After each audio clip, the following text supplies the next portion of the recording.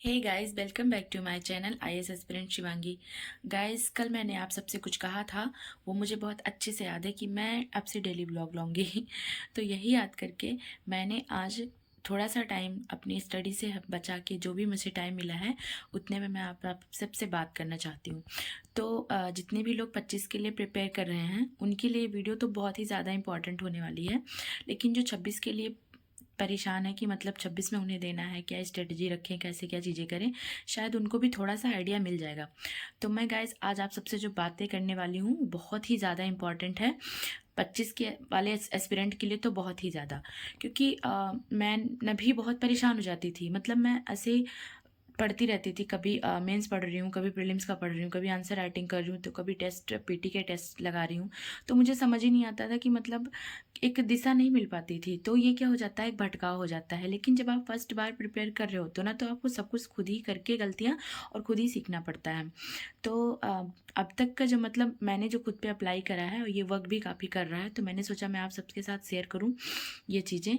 तो इससे आपकी भी थोड़ी हेल्प हो जाएगी, क्योंकि गाइज आप सबको पता है कि अब थोड़ा सा दिन भी छोटा होता है, मौसम भी चेंज होता है, तो पॉसिबल नहीं होता कि इतना ज़्यादा टाइम निकाला जाए। बट हाँ, थोड़ा बहुत टाइम जो भी रहे वो थोड़ा सा मुझे भी अच्छा लगता है आप सबके साथ शेयर करके, और आप सबका सपोर्ट रहा तो मैं और भी चीज़ें आपके साथ शेयर जरूर करूँगी।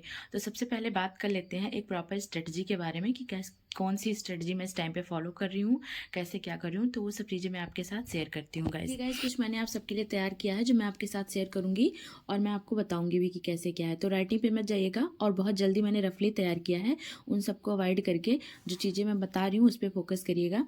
तो सबसे पहले मैंने यहाँ पे आप सबसे कहा था कि मैंने अपने सिलेबस को डिवाइड कर लिया है। तो देखिए यहाँ पे क्या है कि मैंने अपने सिलेबस को डिवाइड कर लिया है 2 पार्ट में, एक जीएस प्रीलिम्स का हो गया और जीएस मेंस का हो गया।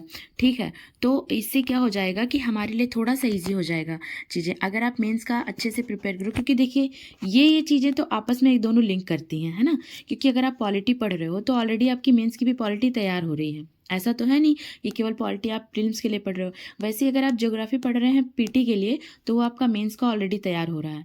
बट इधर जो सब्जेक्ट्स हैं, है ना, मेंस वाले, वो मेंस वाले आपके सिर्फ और सिर्फ मेंस में ही काम आएंगे, है ना, उनसे प्रीलिम्स का कुछ नहीं होने वाला।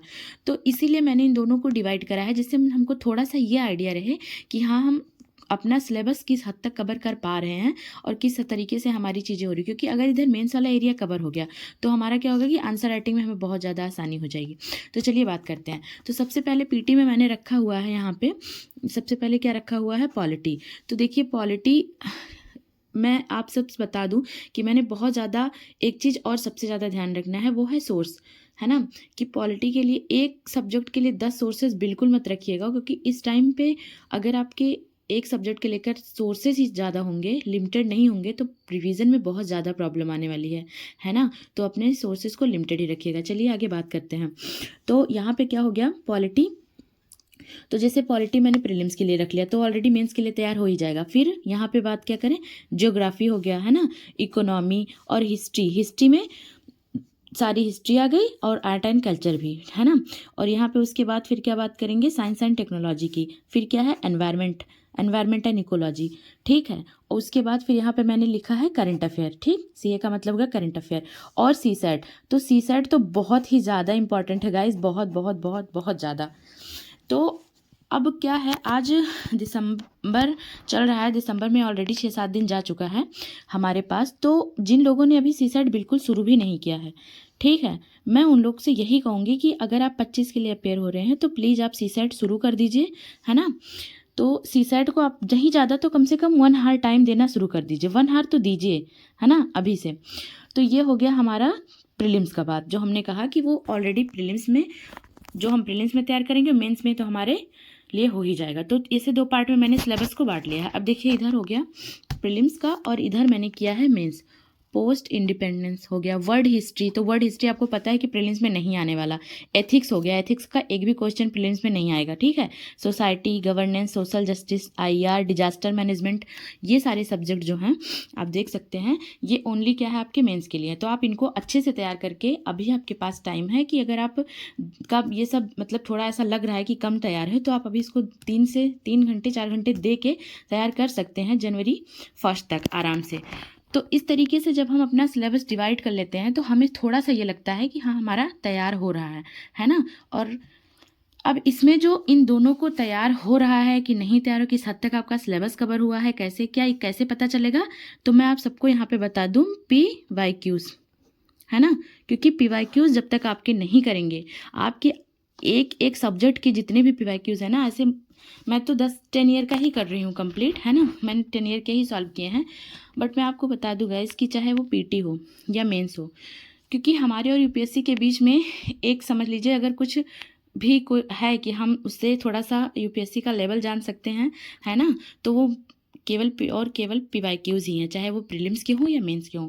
तो मेरा आपसे यही कहना है कि अगर आप एक भी चैप्टर पढ़ रहे हैं, एक भी सब्जेक्ट पढ़ रहे हैं, तो सबसे पहले उसके चैप्टर से रिलेटेड जाके PYQs देखिए, क्योंकि हमें तभी पता चलेगा कि ये चैप्टर इम्पॉर्टेंट कितना है और कि क्या इम्पॉर्टेंट है या इम्पॉर्टेंट नहीं है, वो आपको PYQs ही बताएंगे। तो ये मेरा हो गया कि मैंने सबसे पहले बताया कि डिवाइड सिलेबस, मैंने सिलेबस को डिवाइड कर लिया 2 पार्ट में, prelims and mains. And prelims and mains में मैंने सब्जेक्ट वाइज भी बता दिया है ना, कि polity, geography, economy, history, science and technology, environment, ecology, current affair और प्लस इसमें CSAT का हो गया। बाकी इधर मेंस का हो गया, है ना, world history, ethics, society, governance, social justice, IR, disaster management.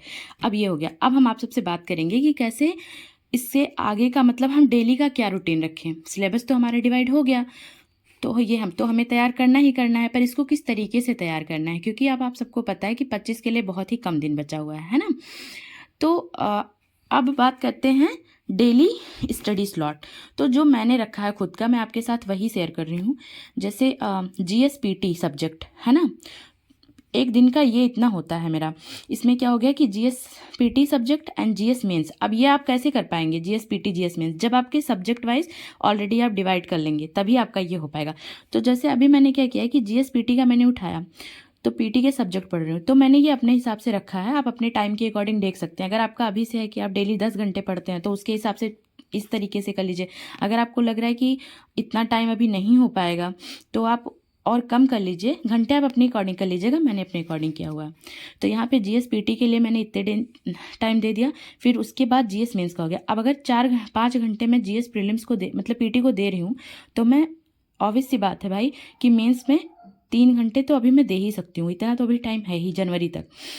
तो यहाँ पे GS मेंस सब्जेक्ट के लिए हो गया 3 आवर।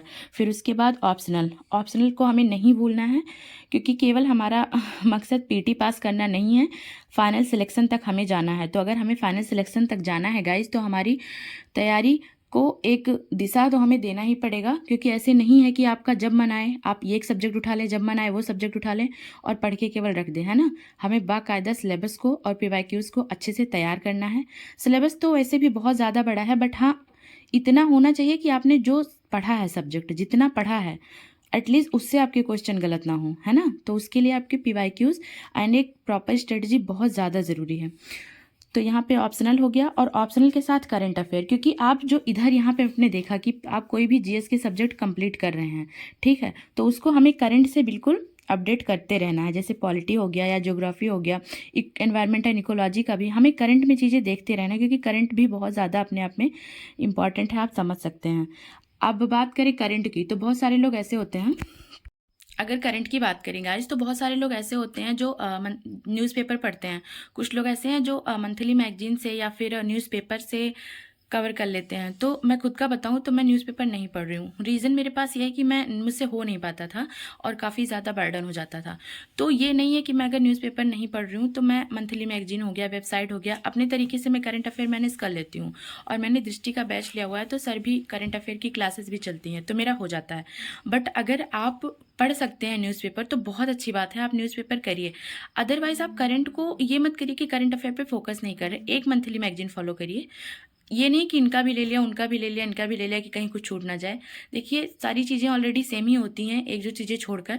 तो 1-2 क्वेश्चन से बहुत ज़्यादा मुझे नहीं लगता कि 1-2 क्वेश्चन के लिए आप 2-3 सोर्सेज एक्स्ट्रा ले लें। क्योंकि अगर आप 25 के लिए प्रिपेयर कर रहे हैं ना गाइज, तो नया अब इस टाइम पे कुछ भी उठाने की कोई ज़रूरत नहीं। हमें इस टाइम पे वही चीज़ें रिवाइज करनी चाहिए जो इतने दिनों से हम पढ़ते आ रहे हैं, जो इतने दिनों से हम फॉलो करते आ रहे हैं। क्योंकि नया कुछ भी पढ़ने का मतलब ये है कि हमें 25 में फिर चले जाना पड़ेगा, है ना। तो सोर्सेज अपने लिमिटेड रखिए। और डेली का जैसे मैंने बताया कि सब्जेक्ट मैंने डिवाइड कर लिया, फिर डेली का स्लॉट। हाँ, अब एक चीज़ें और आपसे साथ में थोड़ा सा शेयर करूँगी कि जैसे गाइज आप डेली का बनाएंगे जीएस पीटी एंड पॉलिटी, जैसे मैंने आपको यहाँ पे कहा कि डेली स्टडी स्लॉट आपका क्या रहने वाला है, पीटी का, मेंस का, ऑप्शनल का, करंट को लेकर।